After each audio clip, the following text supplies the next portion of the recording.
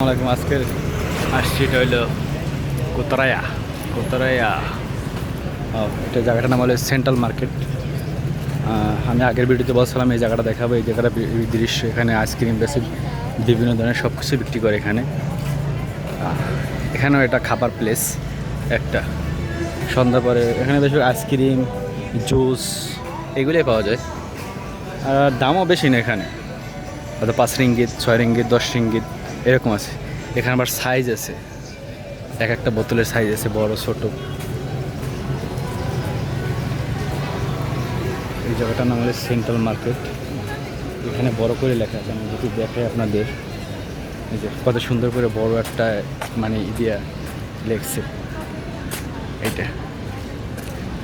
এইটার ভিতরে মার্কেটও আছে। মার্কেট এখন মনে হয় বন্ধ সম্ভবত, অথবা খোলা আছে কিনা জানি না। ভিতরে আমি ঢুকছি কয়টা বাজে বন্ধ, এখন রাত বাজে 8:30। কয়টা বাজে বন্ধ হয় এটা জানি না। এই যে সেন্ট্রাল মার্কেট কুয়ালালামপুরের ভিতরে। এটা ওই ওখান থেকে ট্রেন যাইতেছে, এটা হলো এলআরটি। সব জায়গায় যাওয়া যায় এখান থেকে। সব থেকে সুবিধা এখানকার আপনার মালয়েশিয়ার ভিতরে ট্রেনে চলে। ওকে, ট্রেনে যাতায়াত করে চলাফেরা করলে অনেক ভালো লাগে। এই যে একা একা টিকটক করতেছি না, ভিডিও করতেছি। আমার অনেক খিদে লাগে। দুপুরে খাইছি, তারপরে কিছু খাওয়া হয়নি এখন পর্যন্ত। হয়তো খাবো একটু পরে, কারণ আমার সাথে কোনো ক্যামেরাম্যান না, আমি একা একাই ভিডিও করতেছি। যদি ক্যামেরাম্যান থাকতো হয়তো খাইতাম, ওইটাও ভিডিও করতাম। দেখতেন এখানকার অনেক খাওয়া দাওয়ার পরিবেশটা কেমন। আর এদিকে অনেক বাংলাদেশীয় রেস্টুরেন্ট পাওয়া যায়। মানুষজন কম, একবার ফাঁকা, এদিকে মানুষজন অধিক বেশি নেই। এই ছোটো ছোটো দোকান আছে, এগুলো দিকে যেমন ভালো লাগে না। একটু দূর থেকে যদি আমি 118 তলা বিল্ডিংটা দেখাই, ভিউটা এটা হলে সেন্ট্রাল মার্কেট থেকে বৃষ্টিও পড়তেছে। সেন্ট্রাল মার্কেট থেকে একটু ঘুরাই যদি ভিউটা দেখাই, অনেক সুন্দর হয় এখান থেকে। এখানে এই জায়গাটা হলে গাড়ি পার্কিং করার জায়গা। বাংলাদেশে হইলে এখানে মনে হয় যে গোটা 50-100 দোকান উঠাই দিত, কিন্তু এখানকার মালয়েশিয়ার পরিবেশটা আমার থেকে আরও ভালো লাগে বেশি। দেখি এখানে থাকার যে একটা বিল্ডিং থাকে, বিল্ডিংয়ের ভিতরে রুমের থেকে মানে খালি জায়গা থাকে বেশি। এখানকার এই যে গাড়ি পার্কিং করার জায়গা, মানে সব কিছু চিন্তা ভাবনা করে একটা কাজ করে। আর বাংলাদেশ হইলে মনে হয় এরকম এখানে 50টা দোকান উঠে ভাড়া দিত, চিন্তা করতে টাকা লাগে। আর এখানকার মালয়েশিয়ার এগুলো চিন্তা করে সৌন্দর্য, ঠিক আছে, এরা সৌন্দর্যটাকে বেশি প্রাধান্য দেয়।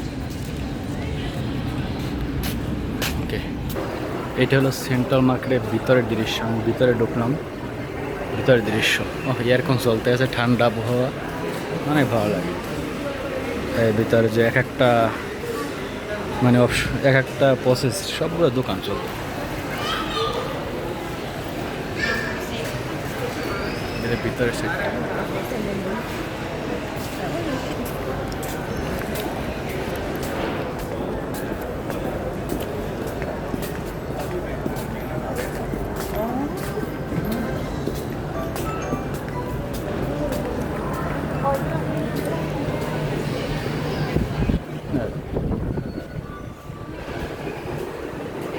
এটা এক সাইড দিয়ে ঢুকে অন্য সাইড দিয়ে বাইর হওয়া যায়, কিন্তু আমি ওদিকে যাবো না, এদিক দিয়ে বাইরেই যাবো। ওদিকে যাবো না, এদিক দিয়ে বাইর হয়ে যাবো। কত সুন্দর সাজানো। আর বাংলাদেশ থাকলে এরকম চোরের ভয় থাকে, এরকম আটকাবে না, এরকম খোলা থাকবে সব।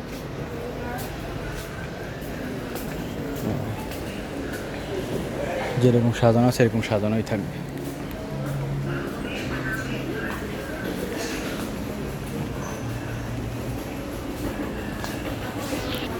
ভালোই লাগে। আবার বিভিন্ন ধরনের চকলেট সব কিছু পাওয়া যায়, অনেক কলের বিস্কুট আছে। এখান থেকে বাইরে হওয়া যায়।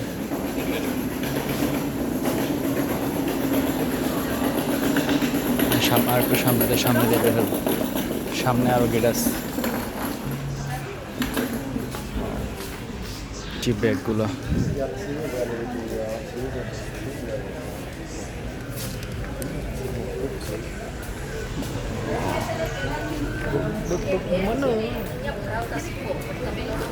সব থেকে ভালো লাগে এদিকে। আবার সবগুলোই এক রেট, মোবাইলে থেকে সব কিছু পাওয়া যায়। এখন বের হয়ে যাবে এখান থেকে, গেট থেকে বের হব। আবার বের হলাম সেন্ট্রাল মার্কেটের বাইরের সাইডে। ছোটো ছোটো দোকানদার, এগুলো বেশি ভাড়াও লাগে না। দোকান, এই যে দোকানগুলো দেখেছে, এই যে দোকান সাবা পেরলিস সাবা,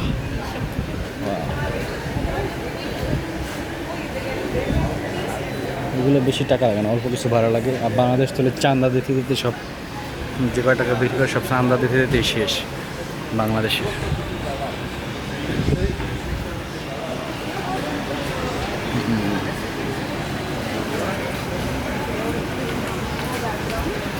ফ্যান চলতেছে, গরমের কোনো সিস্টেম নেই, কারণ ফ্যান চলতে আসছে প্রতিটা, মানে খাম্বায় ফ্যান দুইটা করে, একটু পর পর খাম্বা দুইটা করে ফ্যান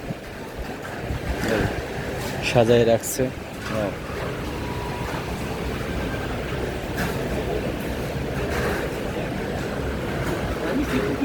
সো এই ভিডিওটা আজকের এই পর্যন্তই, আবার দেখা হবে অন্য কোনো ভিডিওতে। থাকবেন সবাই। আর যারা যারা নতুন ভিউ, যারা যারা ফলো দেননি, অবশ্যই পেজটাকে ফলো দিয়ে সাপোর্ট করবেন। ভালো থাকবেন।